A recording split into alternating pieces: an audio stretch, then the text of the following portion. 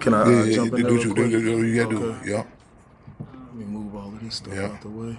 Now, comments, you might not be here. You know what? I'm gonna put the comments up. They might be able to. So their comments should pop up right here. You should be able to answer them. They don't say my. Don't you say my thing up like this too?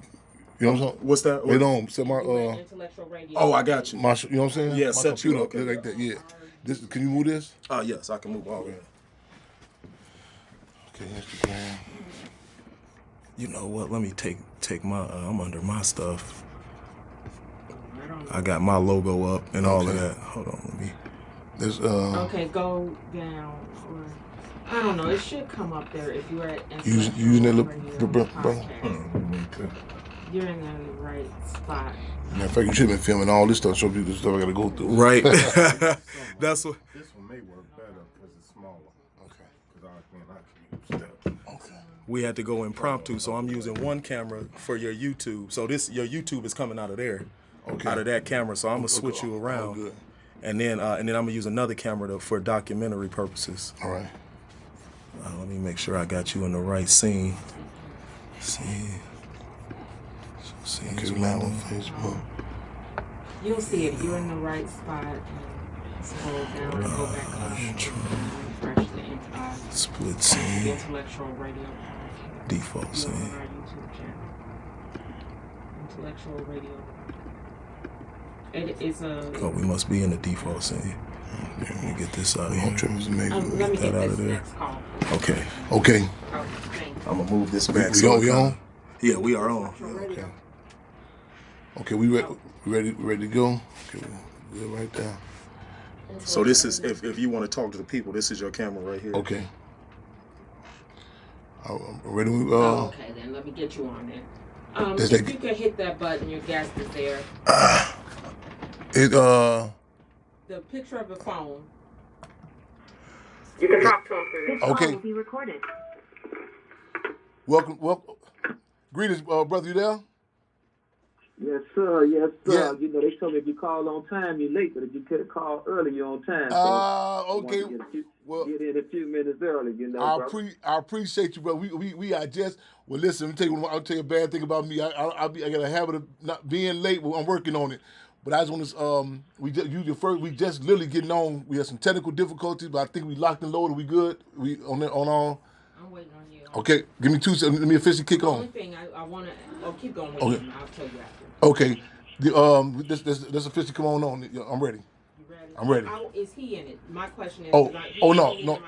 No. Okay. Oh yeah, you in the shot. You in the shot? Oh, I am. This is my camera here, and I'm totally getting used. Okay. So I don't know if you want to be in it. Forgive me. I don't care, but I don't want to. I don't want to take anything away. Right. Okay, we good? Yep. Forgive me, brother. I'm coming in now. One second.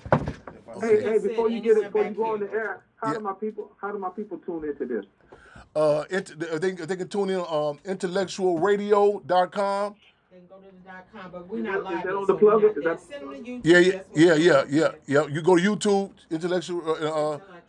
intellectualradio.com on YouTube. I got a grab. Okay. Or the website. Cool. I'm gonna text them and let them know. I don't want to say Chairman Fred Jr. because I'm so messed up. I don't know where I'm at.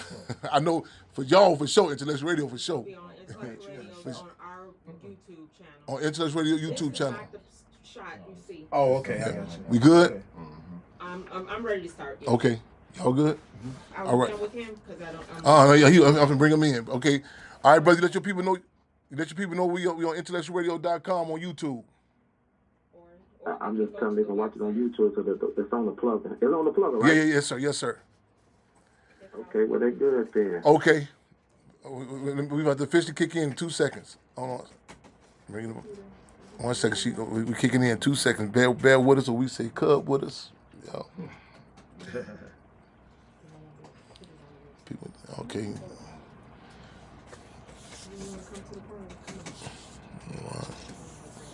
We locked it. Okay. I got to talk about this LG. And, You said you ready. I'm ready. Yeah. Okay.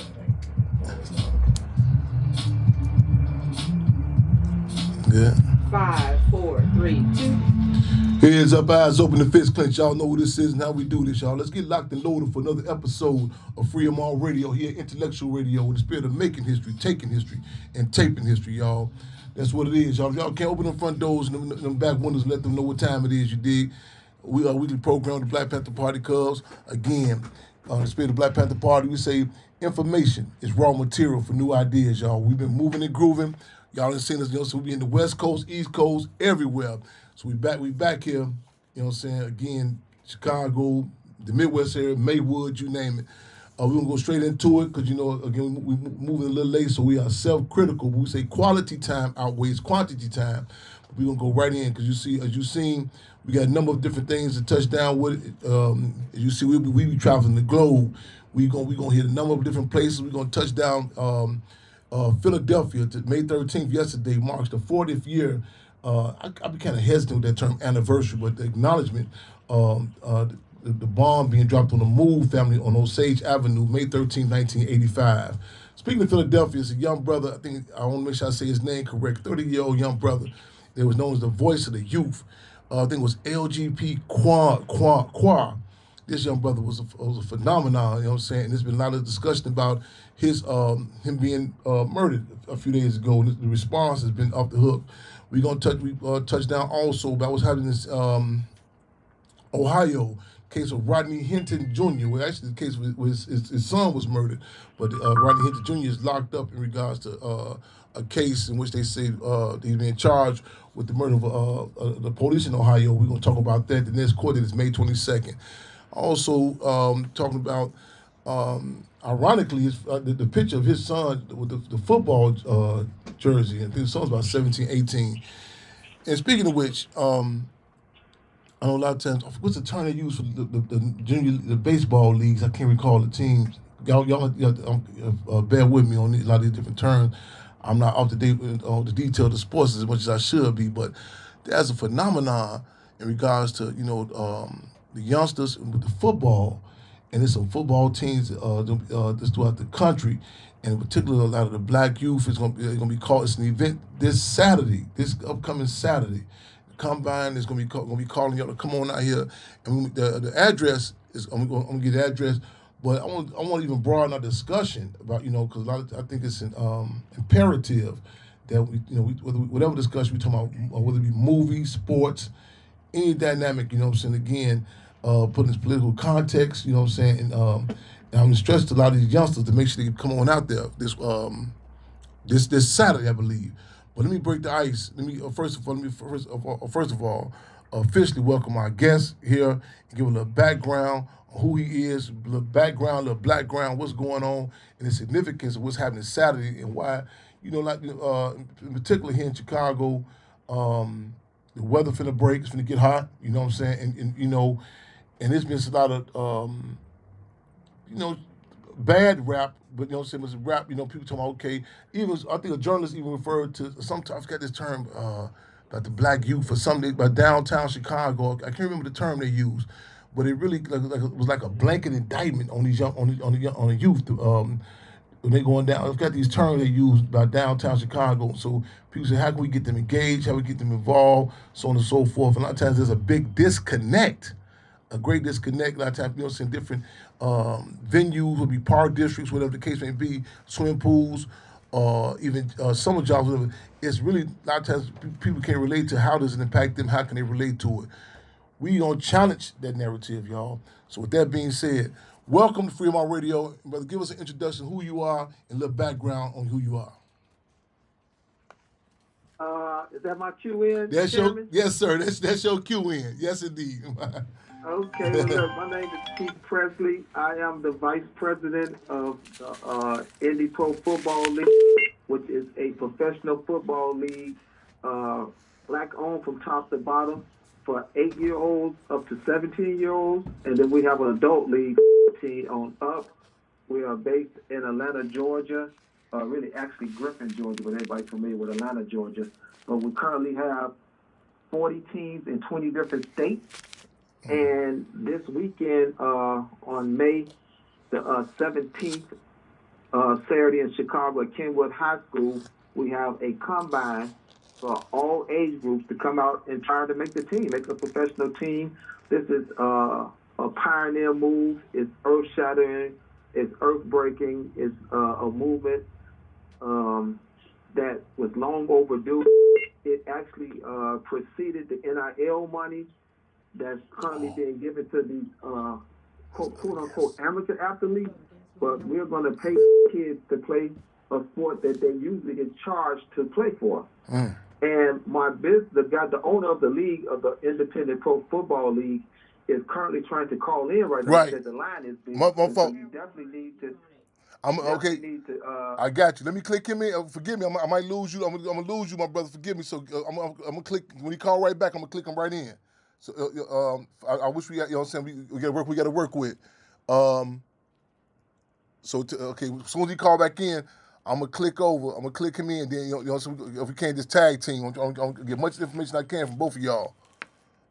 Okay, so if you He said it's ringing but no answer. He's been calling since 8 o'clock. Oh, okay. My fault. Tell him to call right back in now if he can. I'm finna click over. I hit the phone signal. Okay. Tell him to call right back. Tell him forgive me. Call back in. I'm texting him now. I'm gonna get him now. Yeah. I don't want to cut you off. Yeah, because I want him to hear about. You mean this guy? He's a phenomenal guy. I've been hearing. Yeah, he came up with the idea and the concept, and every time we have a board meeting, I thank him profusely for his ingenious vision. That's him. Hello? Okay. Hello? Okay, you're calling me a guest? Yeah. Are you there, brother? I'm here. Okay, first and foremost, forgive me getting to you late. I get word you've been calling in. I'm gonna stick with that. That's no problem. Okay, I'm gonna roll with you. I'm just kind of like for our listeners, I'm gonna retouch this introduction again. I was just trying to put it in context about the status, the stage in the game with the youth, black youth in particular, and in Chicago, we come to in regards to a lot of times they talking about when the weather finna get hot, so on and so forth, how to get these the youth engaged. Actually, there's a term, I can't recall this term, that they've been referencing a lot of the youngsters when they go downtown in Chicago, and they've been talking about they engage in certain activities, so on and so forth. And the timing of what we're talking about with what you have, the combine and this whole dynamic about the football league with these youth in particular, the timing is on time. If not, you know what I'm saying. So I just want to say right on. But I want to, if you can, give us an introduction to who you are and a little background or a little background, the significance about this league. I know the event is this Saturday, and give us on the south side of Chicago, and just give a look, you know what I'm saying, in particular, what age range, how do people get involved? Because a lot of times there are different entities, whether it be jobs, park district events, and a lot of times people, there's a disconnect. But I really appreciate I want to just shout out Dr. K and others, you know what I'm saying, Brother President and others, for making us making this connect with you so we can get, talk to you beforehand so people can get a heads up and get them youngsters ready, y'all, for this Saturday, May 17th. I'm supposed to be headed out of town, but I got the word from Dr. K. I said I'm going to hold fast. I want to be here. I'm excited. But if you can, give us, again, background who you are and what's going on this Saturday. Well, I appreciate the opportunity, giving us a platform to speak on, and, we appreciate that. So my name is Shedrick Artero. I am the owner of the Independent Professional Football League, or IPFL, and Indy Pro Football, under the Association of Independent Sports, which is the AIF, because we have multiple sports that we're launching, but football is the first, the one that's completely organized, but we're launching multiple sports under the same platform where the owners of the different teams and leagues are ex-athletes. One of the things that is significant, it is 100% black-owned, the first 100% black-owned professional football league. Wow. And with that being said, that means that we don't have any, all all the investors, all of the owners, all of the principals, everybody's 100% black. You know, we don't have to be considered or voted to be black owned because everybody in the organization is black at this point.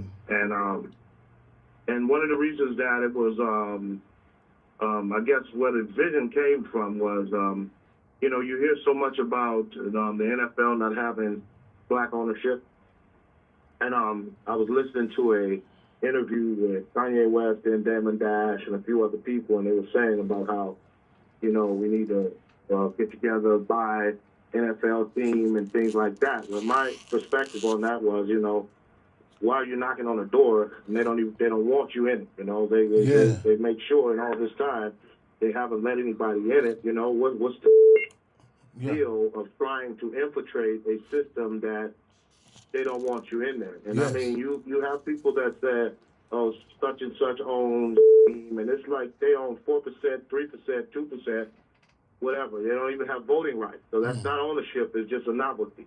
Yes. Almost like a mascot, but it gives people the perspective to say, oh yeah, there is black ownership, but ownership is not can't make the rules. So, and I own Anani Studios, which is a film studio in Griffin, Georgia, which is south of Atlanta. And I started buying like the outdoor broadcasting trucks, so like the ESPN truck, because I had a vision that, you know, we can take these little league teams and things like that and just, you know, start taping them and making them look like professionals and such. And when that happened, someone invited me to Morehouse because of the trucks, and they were like, you know, the HSBCUs don't really have production like that. You know, maybe you could come in and start producing their games. And when I went to look at the game, I think this was in 2014 or 2015, something like that. When I went to look at the game, it was the last game of this school season. And after the game was over with, you know, a bunch of guys was boo-hooing and crying like babies. And I asked one of the coaches, I said, man, what's wrong with these guys? He laughed, and he said, oh, man, their life over with. Now they got to go get a job and go to McDonald's and Waffle House or somewhere like that. They didn't make the league. So I asked him, I said, well, couldn't y'all have told him that 4 years ago? Yeah. Because who goes to the league from Morehouse? I mean, that's not a place where they're picking individuals from, and there's not enough opportunities out there for the players for you to make them believe that there's a chance for them to run behind a ball for you for 4, 5 years, however, and knowing that they're not going to be selected to go any further and then laugh about it after the fact. So I immediately decided that I was going to create an alternative because, yeah, we may not be giving out $150 million contracts and such, but we still can pay more than they're going to make at a fast food restaurant or a restaurant chain. So I'm like, there's still athletes. There ought to be an alternative. So as we begin to do research on it, I kind of discovered that, you know, Little League football makes more money than the NFL. And I'm like, you know, these people are getting these kids to go about in all of these different areas of sports with the mindset of you're going to one day be famous, when people are paying to come to stadiums and come to parks to watch them play now. They have to train. They have to do the same thing in order to be conditioned to get out there on the field. And since somebody's making money, why are they not being compensated for it? And the last straw for me was I went to a soccer game with my stepson. You know, he used to come to me all the time. I'm buying him an $800 ball, $600 shoes, and all this stuff. He invited him to his game, and I told him, man, you suck. You know, I'm buying all this expensive stuff to you, and you got me wasting time coming to this game. Don't ask me to come to another game until you practice and learn how to play. Well, once he took 2 years to practice, he actually got good enough to get a scholarship, but he took to prove me wrong. He began to practice, and when he got good, he invited me to the game. And when I got to the particular game, I couldn't pay attention to him playing because I couldn't believe all the people that were out there. Everybody paid $10 to get in there. And I asked the lady, I was like, how many people you taking here? She said it's about 30,000 people. And she said we had 4 games before this one, and they were all at capacity. And $10 a head. They're selling hot dogs for $6, drinks and all that kind of stuff like that. I'm like, these people are making a lot of money, and these kids are out here running behind here just like athletes, I think that we can create something in order to be able to add value to the dollars for their kids to play in these little league sports and things like that. Why not compensate them and do the same thing? Put them on TV deals, and create a league that actually is dedicated to that specifically. And this is where we are now. The league is, we have 5 divisions, 8 and 9. That's the little kids, 10 and 11. Big kids, 12, 13, and 14. Youth, 15, 16, 17, teens, and adults is 18 plus. And each one of the teams are owned by what we call barons. If they wanted one team, there would be an owner. But because they picked all 5 divisions, we call them league barons. And the barons are former NFL legends or NFL players, and they have a league that I believe that can grow into gain substantial market share in the sports industry, because we cover everything from little league, high school, junior high school, college, all the way up to the NFL. That's the alternative we provide. And if we never touch anybody that with college, I mean, there's millions of kids who don't go to college, they don't get selected, or they can't go, they're still athletes, they're able to play. And then there's even, the same thousands that don't make it to the NFL that are still athletes. So that's the market that we're looking for, just to create an alternate environment that mirrors everything that we've been watching for, that has been in existence for the last 100 years. Could you run that age range down again of people come out this Saturday? Okay, it's 8 and 9. That's the little kids division. 10 and 11 is the big kids division. 12, 13, and 14 is the youth division. 15, 16, 17 is the teen division, and the adult division is 18 plus. What type of responses, even not just with the youth, but even with the parents, like when they come out there and they see black people, in position, like make us in decision making positions. I'm saying, whether reality, whether it be the music industry, going to a restaurant, whatever.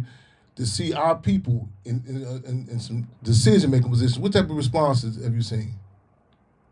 Well, it has taken us this long to even launch, because in the beginning, our people were not receptive of it, because their thing was, my kid won't get to go to college and things like that. And we try to make them understand and see, no, they may not get a scholarship from the NCAA, which is the only restriction. But try to give them to understand that your kids are going to be making enough money to pay for their own college. They won't need to be, working to get the particular scholarships and such. And we've had a lot of Slack conversations with several of these sports organizations threatening to sue us until they realized that, we knew the law better than what they were trying to pretend. And, after having a few phone battles, in come the NIL deal, that allowing the name, image, and likeness for them to be able to make money off of their name, image, and likeness and such. And now people are more receptive to it, because the other side has kind of gone into it. So that's the thing that the only thing I will say is sometimes we as leaders in our black communities are accepted in certain industries, but in other industries we still I guess they feel that the experience may not be there and such, but we have I would say the only challenge in being 100% black owned is not having 100% support from black people. If that makes any sense.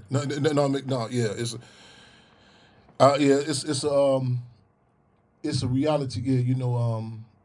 I just want to say clench fist salute with the moves you're making, but I don't want to romanticize it either, because I can definitely, in my genre as an organizer, I tell that whole dynamic about that self-determination, speaking, representing ourselves, and a lot of times it's subjugated to being like people say, just when you say the word black owned or black, like some sort of, or like you're racist, but other communities can acknowledge that, It's no problem. And people need, we like this term as opposed to role models, real models, where people can relate, to see someone that they can relate to, that they can identify with, you know. And it's not a racist statement. It's something they say, like they say in raising horses. It's a term. It's an axiom. They say an orphan horse is the most difficult horse to raise, because it has nothing like to follow up on how to trot, how to do different dynamics, and just even saying a lot of times even with culture. I like this in the movie industry. It was an interview with Denzel Washington, and he was explaining the dynamics in like culture, and the non-antagonistic way he was giving an example where he said, well, I think Martin Scorsese can do a Steven Spielberg film, however he can't, and vice versa, but they can't. But it's different cultures. When that conversation comes up, you know what I'm saying? Even with when our people say stuff like this, automatically guards up, oh, you tripping.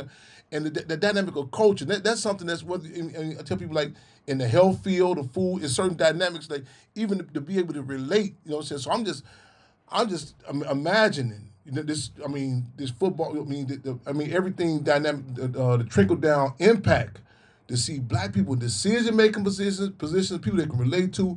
And I tell people, like when Malcolm X said, the struggle for self-determination, even our mistakes belong to us. It's a different feeling, again, to be able to relate, and to feel comfortable to have that conversation. And so, again, go ahead, brother. Mm-hmm.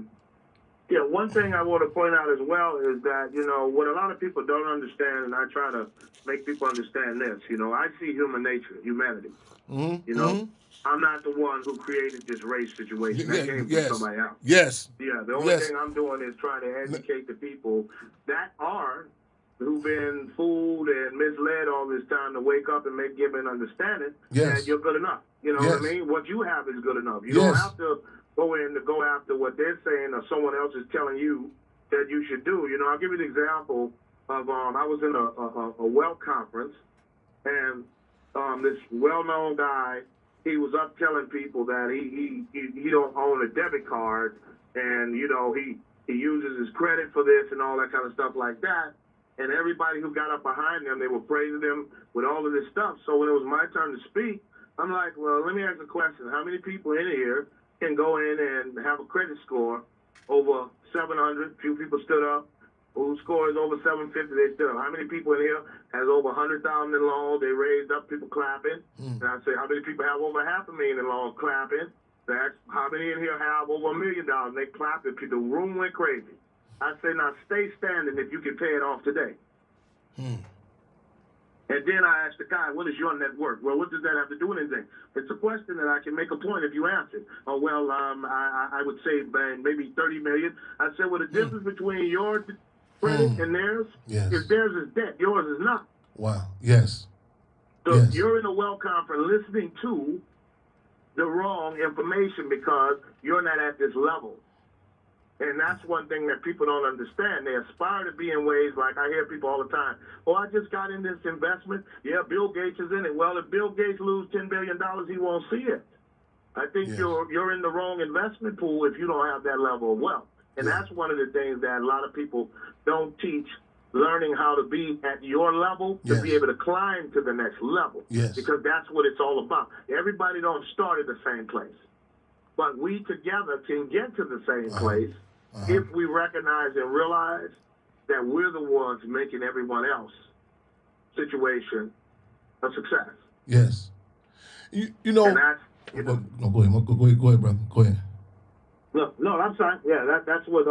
Basically just touching on it because I like to differentiate the what you call like what people consider to be like militants or this, that, and the other. It's like, no, what I am is I'm aware of who I am. I know who I am. Nobody can tell me anything different. Now, if everybody can understand that who you really are, and that's what it's all about, is being able to know within yourself who you are, every accomplishment that you have. I just believe that it's a mindset. And the Bible says, so as a man think in his heart, so is he. Which means that the thoughts in your heart can be different from the thoughts in your head. So you can psych yourself to believe one thing, which is what most people are doing. But the question is, who are you? What are you in your heart? And that's the part that makes the difference. Right on. I just I think I seen a piece, maybe in the social media, what is it, blurb or Instagram drop or something, and it was a comment about the dark skin, the models, the black models, but the dark skin models in particular, how they were forced all of them to cut their hair short, and majority of them were forced to cut their hair short, and they were showing in contrast the white models didn't have to do this, and I was just saying, wow, just just the different dynamics. I mean, how how it impacts every aspect. I mean, you talking about models, and I tell even and we don't get, a lot of times we don't get the credit, and people don't have that template or their resume of venues that black people have been involved in. Like even in karate, they say the Japanese have a saying in karate that is actually an African art form that they just preserved it. And when you hear about what is it, Brazil, capoeira, and different dynamics, how inspiring it is to have that type of discussion. And it does it, like, kind of touch back on the point I think we was touching on earlier, because the narrative is saying that automatically that that you're some sort of racist. No, but to be acknowledgeable of who you are, and especially something like football, I could imagine, like, just even take into account something that may seem as apolitical is, like, taking into weight, size, saying this, and how to have some, again, people that you can relate to, breaking that down. What are some of the differences, like, saying, just say the benefits, again, like, with this league, not in addition to having people that you see them in making position that look like you and relate to you. Even like, say someone's on, let's go from a perspective of just playing football. Like, what are some of the benefits with that? Well, one of the I'm going to name the ones that I believe are most important. And I'm gonna name the one that's least important last. But one of the main things is, first of all, we have requirements that they can't play unless they keep their grades up. That's something that someone will say is common, but there's a different spin on it.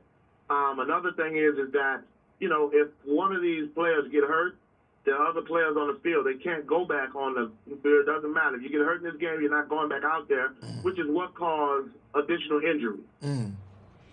We have sports medicine, mental health programs that we have, financial literacy programs that's mandatory for each and every one of the players, and also they're getting paid. They get paid a salary. I mean, they get paid a substantial salary that allows them to be able to not only plan for their future, but also assist their parents today, because half of the money goes to the parents, the other half goes into a interest-bearing annuity that they can draw from at 17. So they are, one of the things that you just get a mental picture of. Some of these parents are paying $1,500 every time their child play for a team. Some of them are paying upwards of $20,000. I paid $16,000 for my daughter to play volleyball. And they play in order for you to obtain, if they win, a $2 trophy and maybe a piece of paper that says, good job. But the work they put into it is deserving of the millions of dollars the franchise made off of their playing.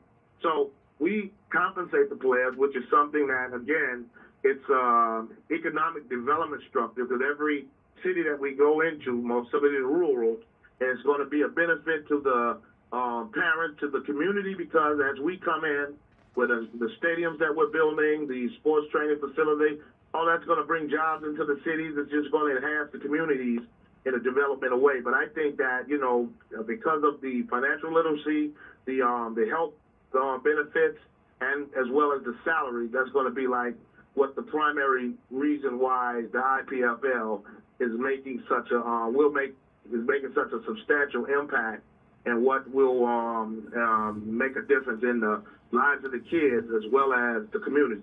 And Pete, do you think you can add on to that? You have anything you think I'm missing? Do I think, man? Hey, you. There was some hard hits and some hard hits, some HARD and HEART hits. Okay. And them some them hard hits, yeah. Right on, right on. Okay. Yeah, definitely. Um, I don't know if you heard when I first came. I don't know if you did, when I first with the introduction. I was talking about another subject matter I was going to touch on. Well, actually, a couple of subject matters we're going to talk about later on in the show. And I was this is an image of this young brother, Rodney Higgins Jr., his son, who was murdered by the police in Ohio, and just the image of him, he had the football uniform on him, and I just even with the bonding, because I think it was a comedian made a joke or something. No, maybe in the sportscast, someone made a comment about like the contrast in both respective communities. Like he said, sometimes like in the black community, they look at the sports like people think about how much money you're gonna make, so on and so forth. But other communities look at it as life skills, discipline, and different dynamics. And I was commenting on just that picture of this young brother. In addition to it's going phenomenal. It's going viral about Rodney Hinton Jr.'s relationship. You know what I'm saying? It's evident that the bond with his son, and a lot of times just even the bond, in fact, the family bonding. And in addition to the fathers, the relationship, the parents coming out, so on and so forth.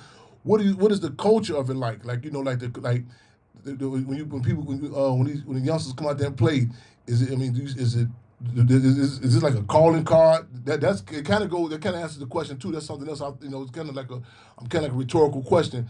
Like even that bond, like something, the venue where families can, the bond in the families also. What have you witnessed with that? Like just in addition to the fathers, like other family members or community people coming out and being engaged with this.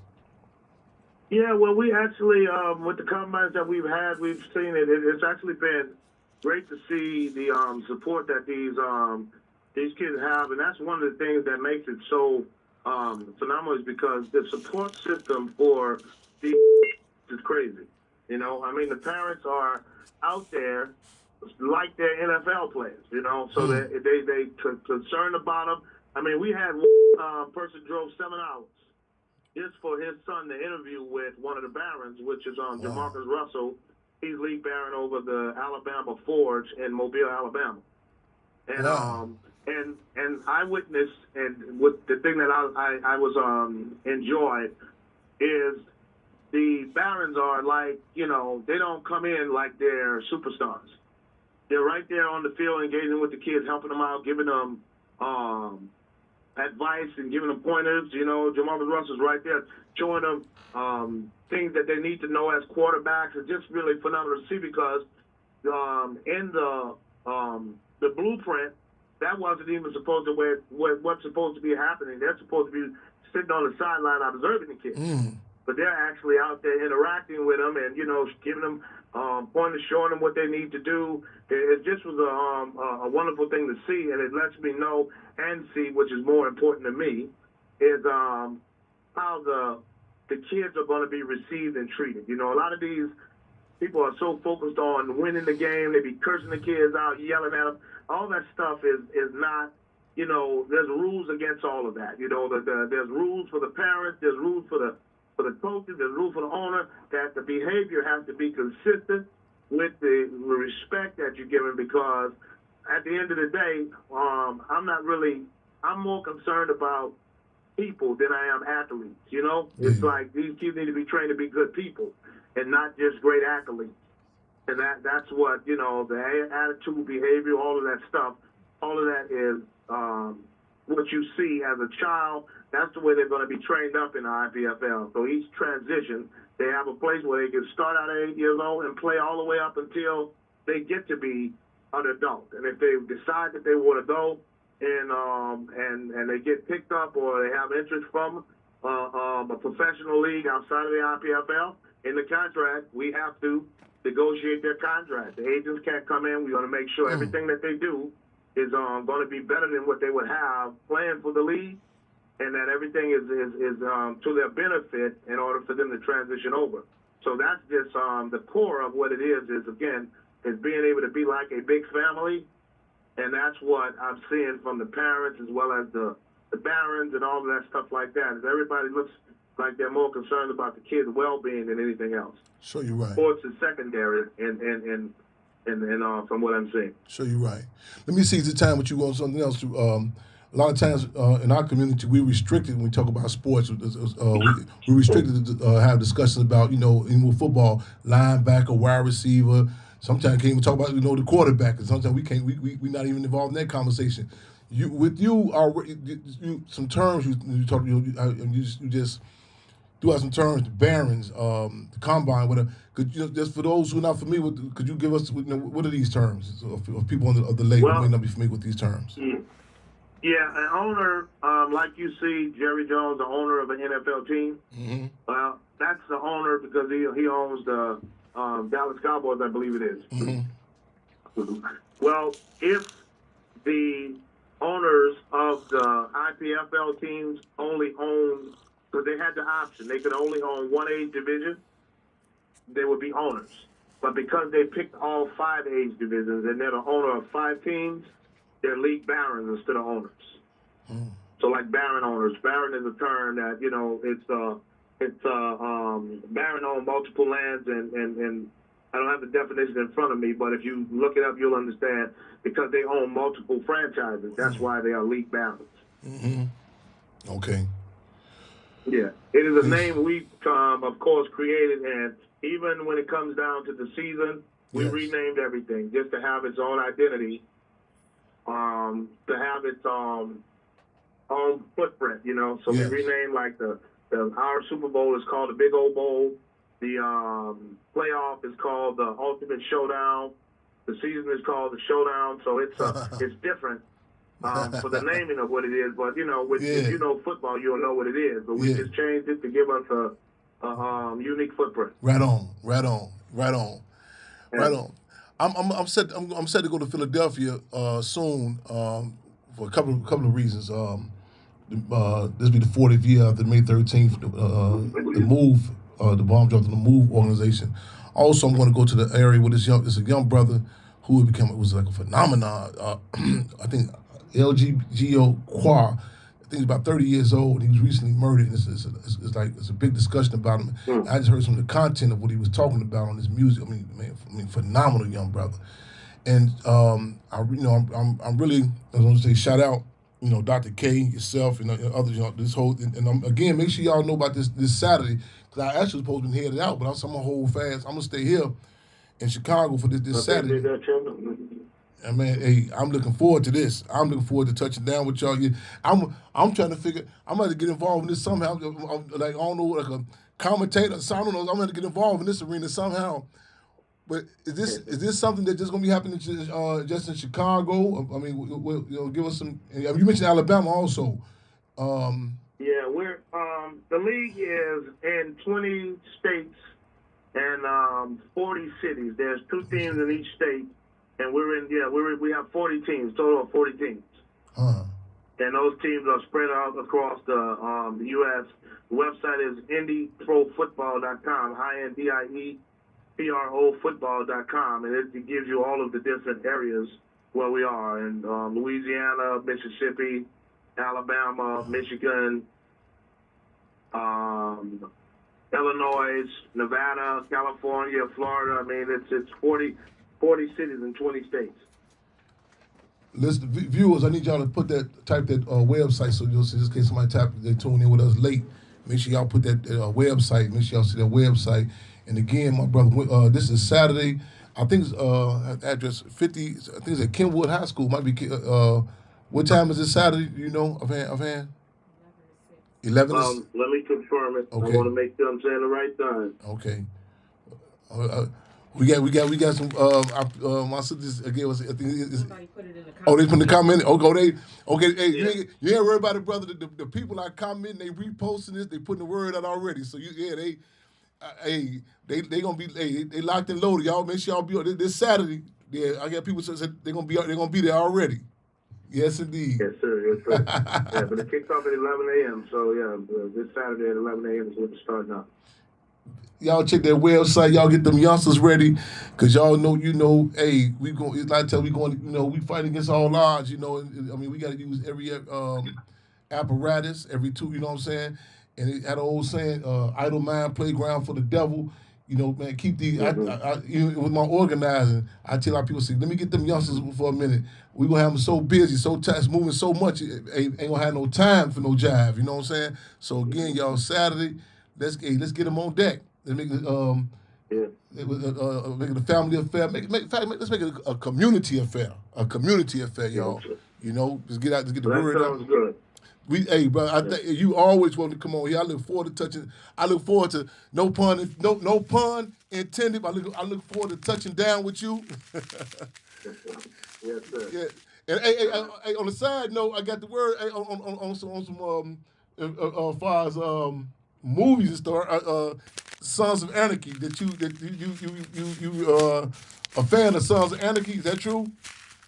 Oh yeah, absolutely. We got a lot of conversations. I tell people that I say that I use that. There's so many. That movie is that series. I mean, it's so many dynamics in that Sons of Anarchy, and a lot of people be tripping. They're like, "Damn, Chim, how you in today?" That's about the white bikers. I say, listen, hey, the objective realities that's in that. I'm talking about. I say it don't say you. It talks about life. It's that one episode you can just get caught up in absolute and say this is a bad character. You're able to relate, and I like this guy. This guy had said one time about chess. One guy commented, he said life is like a chess game, and the other person said no, not really. He says a little more than that. He said, what do you mean? He said, well, your pieces, you don't have to deal with different personalities, different issues. I said, wow.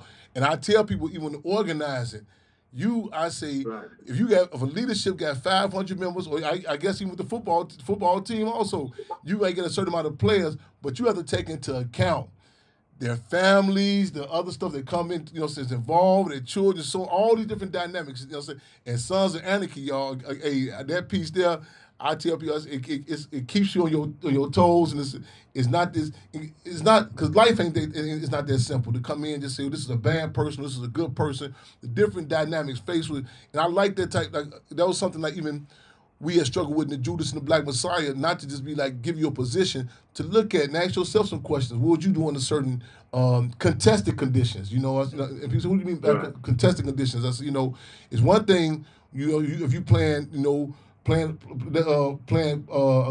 sport or playing something, saying just if I gotta tell other guys, I say a lot of people just be shadow boxers. They say they the champ. I say, yeah, they ain't fought nobody. They the champ. I said, but you mean those contested conditions? Get out there, man. Get them cleats muddy. You know what I'm saying? Right. You get to learn other people, and you get to learn yourself. You get to find a lot about who you are. Right. That's right. I agree. This been the blast. It's been the ball, man. Again, you are, baby. I look forward to touching down with you. Anything else you want to give us? Close. Do not let this be your last time coming on air with us. Keep us updated. Well, I appreciate you, Chairman. I just want to, to everybody coming out, once again, I want to leave you with the website. It's www.indieprofootball, INDIEPRO football.com. And our slogan is Go Indy Pro. And we have a little corny saying that come catch a ball instead of catch the case. Huh. They told me to stop saying it because it's too corny, but I think it has relevance. And, that's the purpose of what we're trying to do is, again, create an alternative for these kids to have options and opportunity. Yes, indeed. I think the weather gonna be good too. I thought, man, whatever it is, Hey, football, don't care if it's rain, sleet, or snow. This is what it do. Yeah, come catch a ball as opposed to catching the case. Real talk. All right, my brother. I'm gonna follow up with you. We're gonna be in contact. I'm looking forward to touching down with you Saturday. That in the spirit of making history, taking history, and taping history, man. Again, we live and direct here on Freedom On Radio and Intellectual Radio. Again, man, appreciate you, man. Brother Prez, brother Dr. K, and my brother, appreciate you. Again, looking forward to following up with you. All right, sounds good. Yes, sir. Thank you.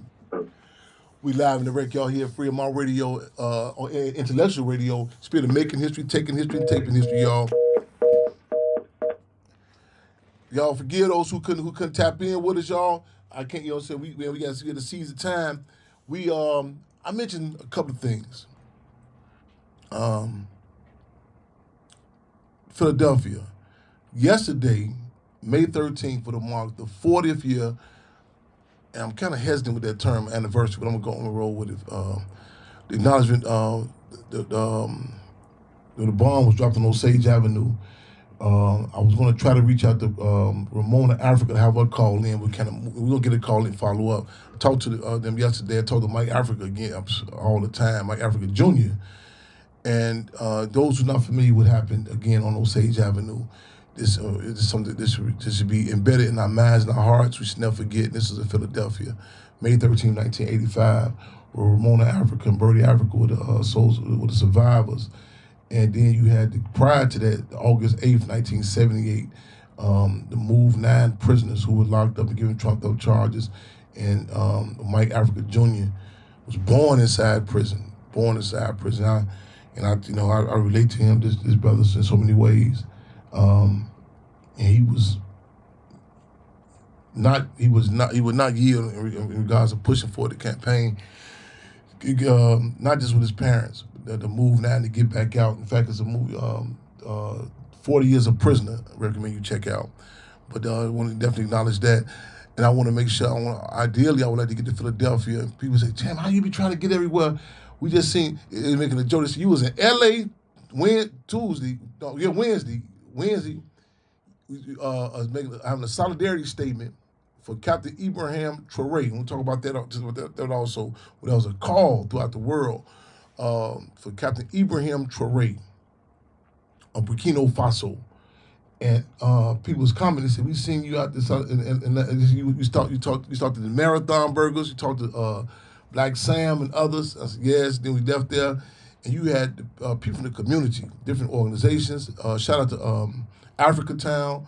You know what I'm saying? The Crips, the Bloods. Yeah, you had the people, and the people from all over the world. I'm telling you, get France.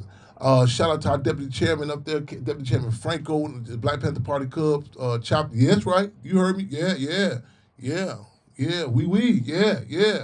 The chapter in France, the Black Panther Party Cub chapter. See, a lot of people be talking to me. They be thinking that they really.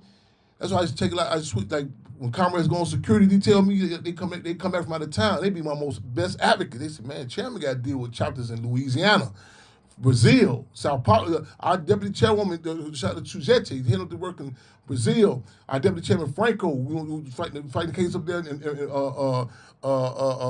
France. You know what I'm saying? Throughout the world. So a lot of times people are subjective. They just see right now what they're dealing with. But France, out in Europe, France is the largest populace of African peoples. Kind of like ironically, I'm speaking about Brazil. Throughout the diaspora, outside of Africa, Brazil is the largest, population of African people.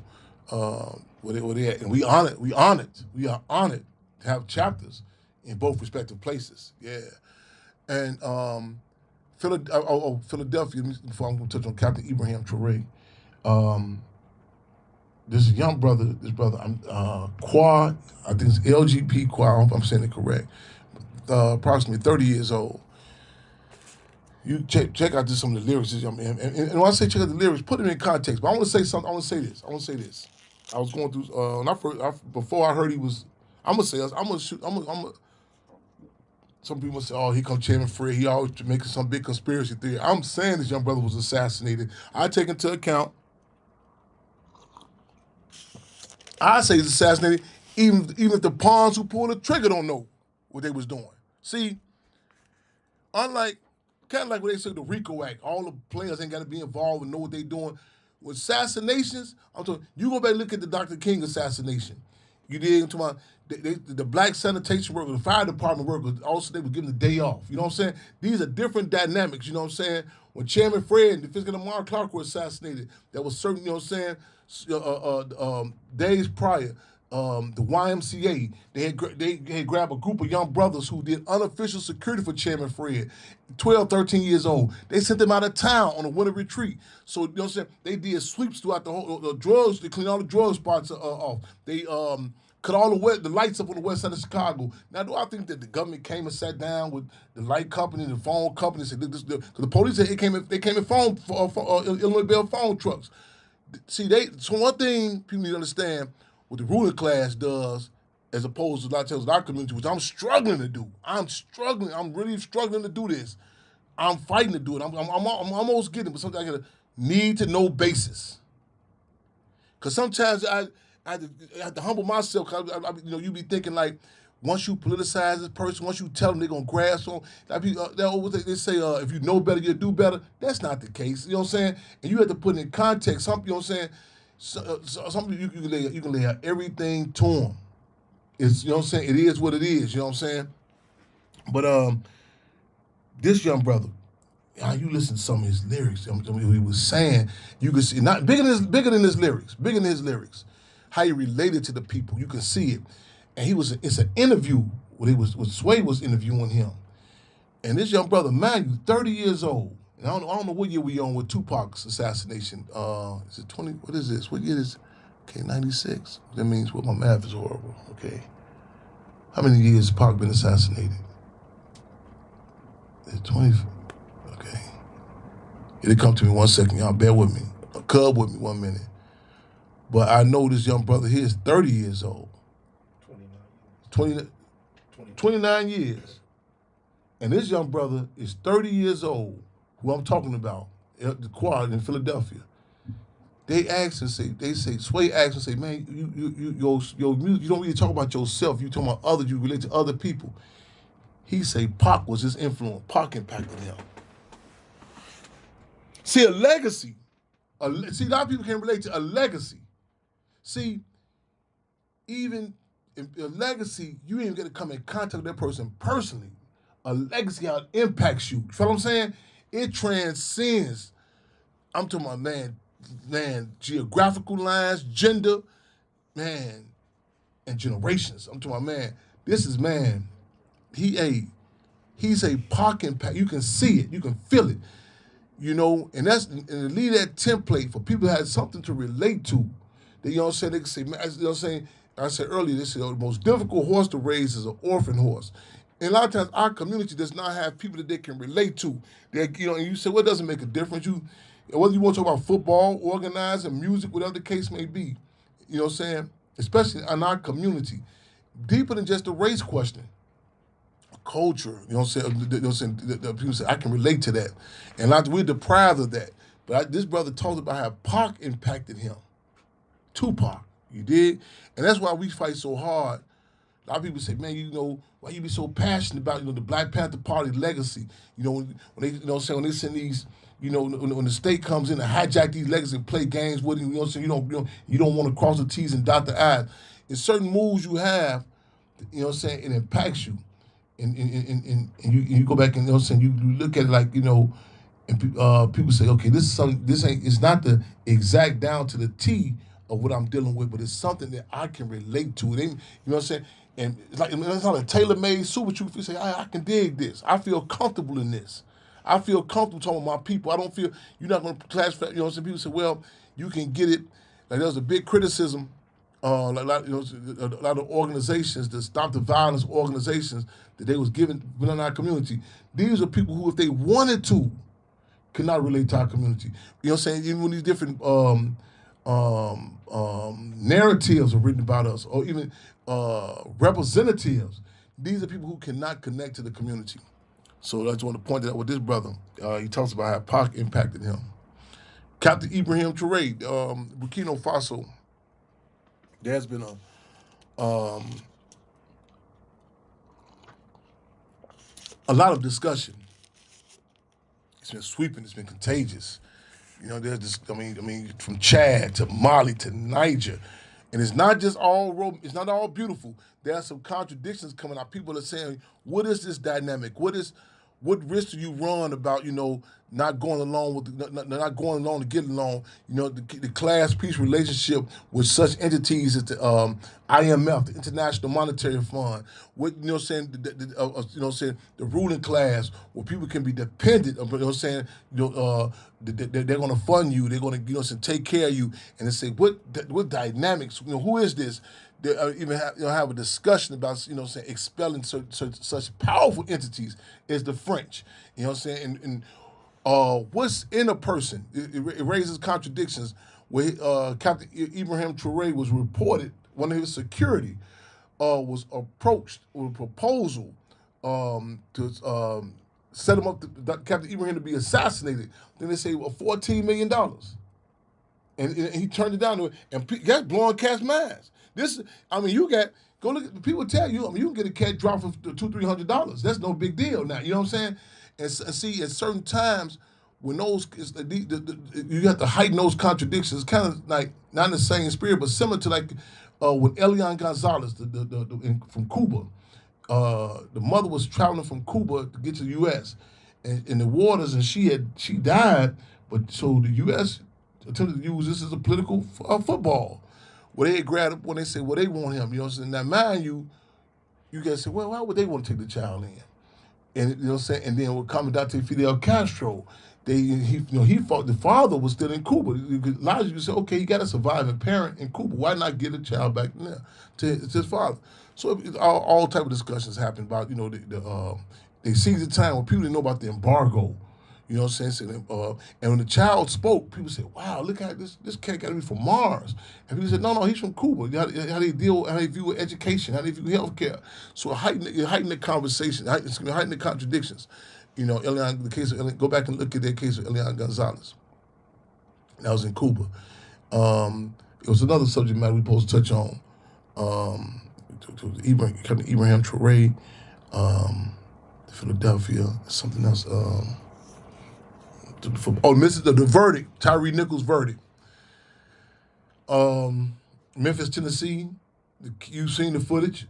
Tyre Nichols was, beat to death. I'm not saying this is sort of, slick sound bite. Like literally beat to death. The jury of 12 white jurors, they came back with a not guilty verdict on the 4 Negro, because two Negroes, Mississippi officers, they had copped the plea, but the other one, the other ones were on trial, and they were given a not guilty verdict. And this, kind of the timing of it, is interesting. Well, people, asking discussions about, the Rodney Hinton case, who went to court May 12th, and just even people seeing the images. In fact, the painting is been used for inspiration with Rodney Hinton in court. And people know in the back of their minds, what happens to you if you speak against the, law enforcement, let alone, ensuring it for his son, and then people are seeing him walk in court when there are at least 30 deputies. They're nothing that's to intimidate him, at minimum. But you see him with his head up, chained and shackled, with his head up, and I look further in the video, and you can see when he's at court, when he looked out that window and seen his brother and his family, his wife, you seen, the image, you know what I'm saying? There's an old saying, people say, well, behind every great man, there's a great woman. I say, well, no, it's a people, it's a community. It's inclusive of women also, but to have that connection, a community, is something, And and his brother was in the hallway when the sheriffs had him outside. He said, listen, I just want my brother to know I'm here for him. And that's something, Minister Huey P. Newton said, I don't fear death. I fear death without a purpose. You did. And to be clear, what's happening to him, and it's really heightening some contradictions. And the system, they're gonna try to, they went for the old usual tactics. They went back, they couldn't find him on his past record. They went for the try to say this is baby mom, this is his wife, the child's mother, your family, So cause a lot of times all you gotta do is throw something out there that you high school dropout. That people, what? One more time, brother. I don't know what's going. Dismissive of anything else, and let's heighten the contradiction. Like there's no discussion or even knowledge of who the police was that killed his son. There's no mention of the name, none of that. There's no mention of the name. All right, y'all. So that being said, let me know if you got any questions. Tap in with us on Instagram. We on YouTube Live, and we also on Facebook Live. So we're gonna step back. My brother, shout out to the legacy of Miller Frazier. Y'all don't know who that is. A legend. We're talking the legacies, man. You got my brother Money Frazier, man. You go look on his page on Facebook, Frazier Donnell. I'm talking about. Hey, I tell you, man, hey, we take them youth down into that farmland. Hey, you talking about this brother be on? Hey, he come from trial. He be on trial and error. You know what I'm saying? Hey, I listened to some piece earlier, and they were saying to succeed, you can't fear failure. You can't don't make no mistakes, whatever. We done learned so much just about animals on the farm. Just you know, what I'm saying, with this brother, I'm talking about goat. You name it, different sort of the goats, the fating goat, all the different the sheep. You name it. You know what I'm saying? This brother getting down now.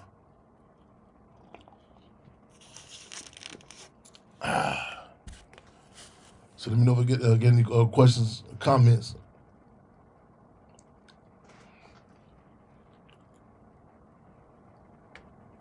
So I think we touched on another. So yeah, so keep your eyes on what's happening in Africa, and go back and put in. And let me touch on that also while I'm speaking.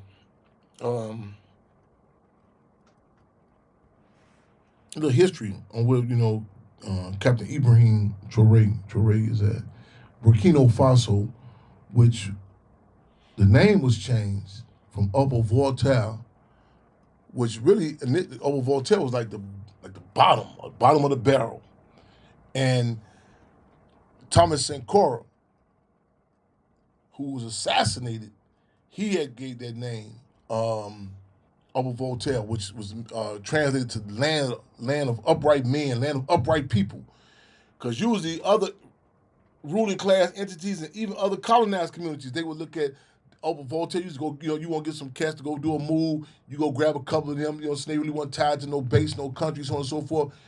And they come from a deficit. And I tell you, that's who have nothing to lose. That's where change comes from. That's who change those. As Malcolm said, we have nothing to lose except our chains. And the type of this, like even resource wise, it's not the most rich in resources.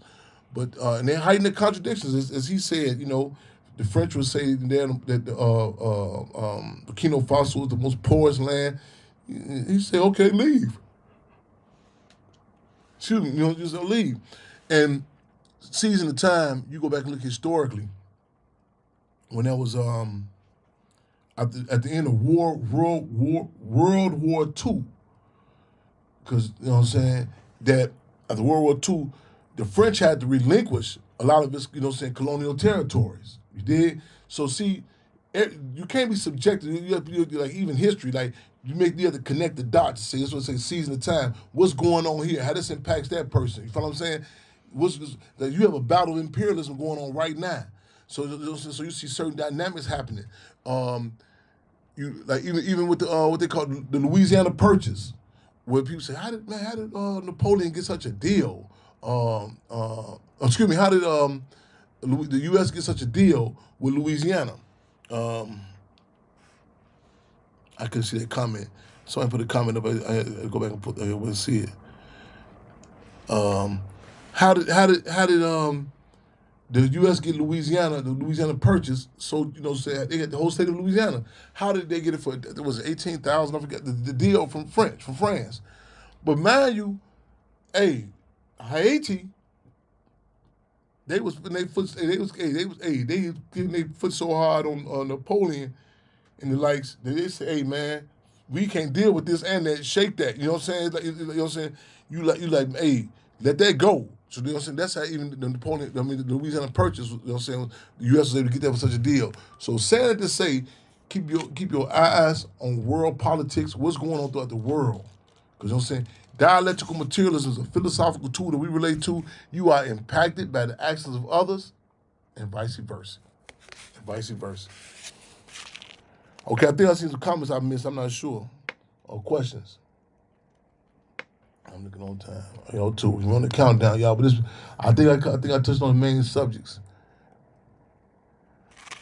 Super love and respect, man. Right back at you, my brother. Yes, indeed.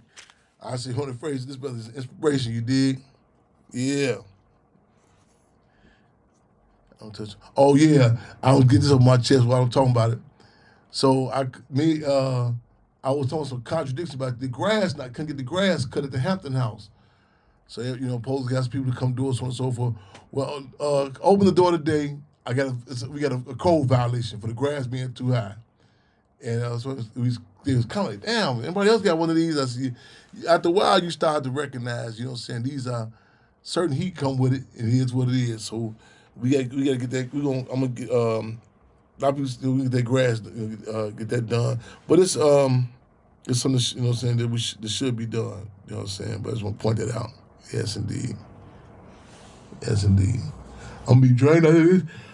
Excuse me. I know that. So, no comments. No. We're gonna so again, that's Saturday, 11 to 6, y'all. There's Kenwood High School. Make sure y'all come on out there. The IPLA. Yes, indeed. Jerome Freeman in the building. Right on. That respect. Melissa Crawley in the building. So you're right. I think I see some comments up here. How to roll this down? I thought I saw a question up here. Make sure I ain't miss it.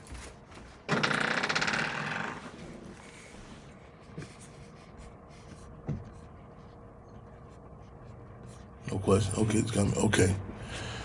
All right, y'all. So we was supposed to cut about at 8:30. We're gonna cut about shortly. Don't y'all get back in the house tonight and wake up tomorrow. I should ask that. So listen, go do some research on Captain Ibrahim Traoré. The response to solidarity statements throughout the world. You did. This young brother in Philadelphia, I think LGBT QUA, Philadelphia. What happened May 13, 1985. What else we talking on? Oh, the IPLA, the football league. That's this Saturday again. You know, and there's something else I think we supposed to touch on. Oh, the work at the Hampton House. What was that? Yeah, man. His nephew Rise, no doubt about it. Landscape come. Yeah, well, I sure wish you were here too, man. Yeah, man. We're gonna go knock it down tomorrow. You know what I'm saying? Because if we don't, they'll find us to death. They have us majors and minors. You know what I'm saying? So caught up in you, in our time, the system that's a tactic by the system. It's an old war story where they was having a fundraiser for Minister U.E.P. Newton to raise money for his legal defense fund, and the fundraiser and at the end, it was like, man, right on. They had pulled in, I think, $5,000. But unbeknownst to them, some party members had got locked up that same day with these trumped up charges. And they bonds / rate ransoms had came up to be exactly $5,000. So the money they had raised had go right back into bonding them out. So now they'll have you engage in these excursions of futilities. You can't keep your eyes on the prize. You can't focus on the agenda. Because you sidetracking on minor issues. So, they'll have us up here trying to figure out how to get the grass cut. So we just going to go and get knocked down tomorrow. You know what I'm saying? Because we got major moves to do. We got major factors. We got the Mumia Abu Jamals, you know what I'm saying, still locked up. You did. Got the C numbers, you know what I'm saying? We got real deal deadlines we got to hit, y'all, that we make sure we cannot be deterred. We cannot be sidetracked. We got to, you know what I'm saying, stay focused. Real talk. So we're going to close on out, y'all.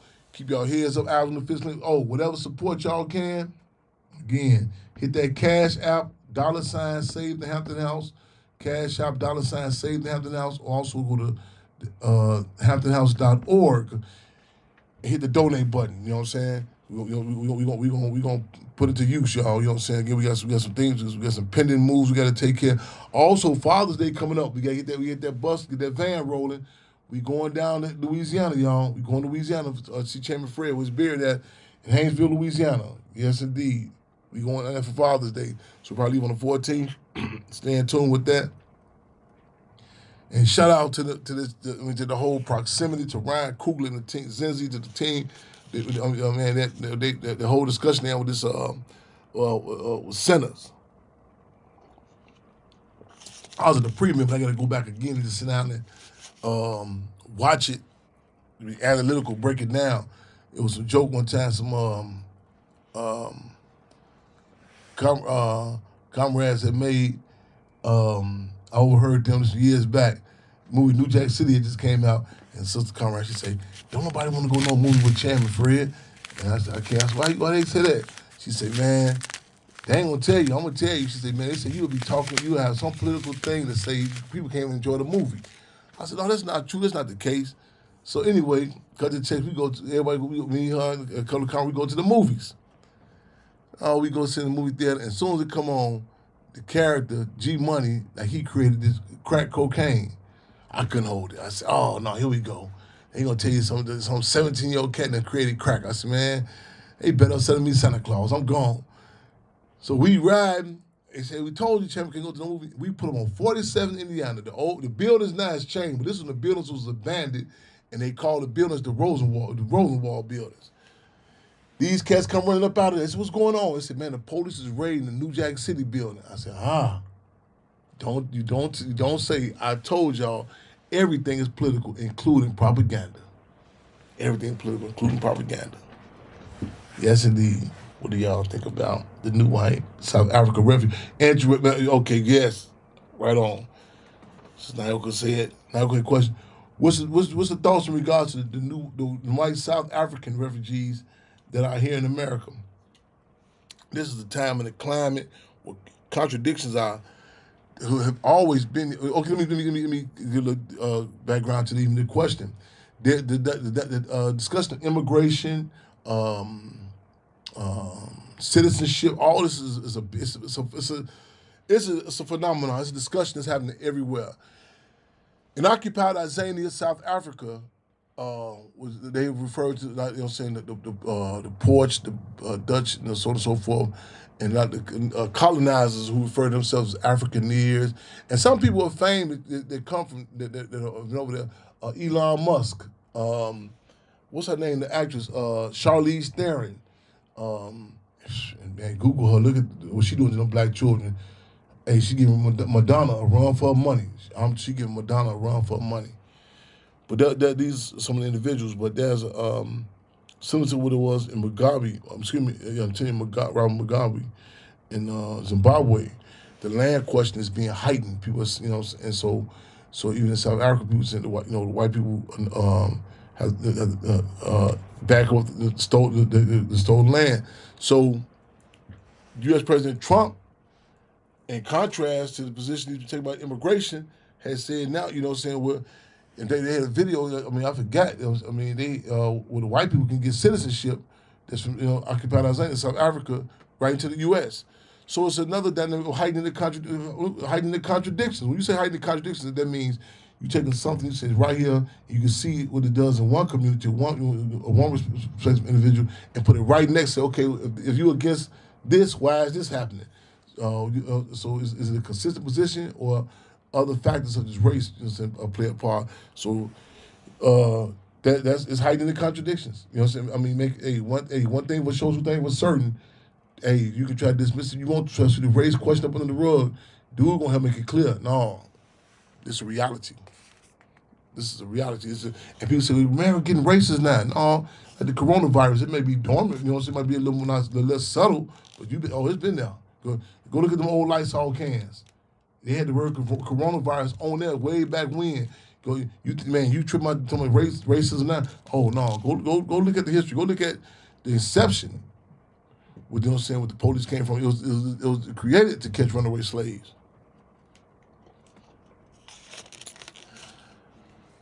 Great question, my sister. Damn, hold on, you be 8,000? Whoa. 8,000, whoa. I ain't catching numbers.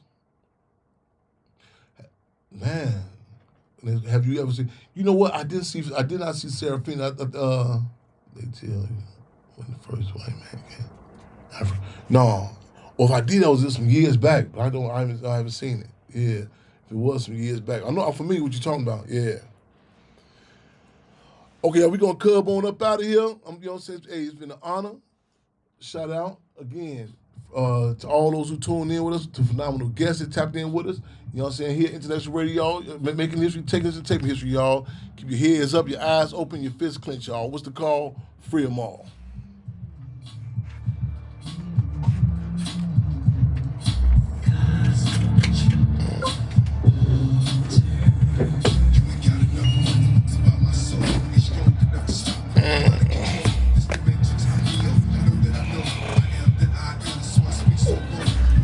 You want me to close out of this? You want me to close? Yes, sir.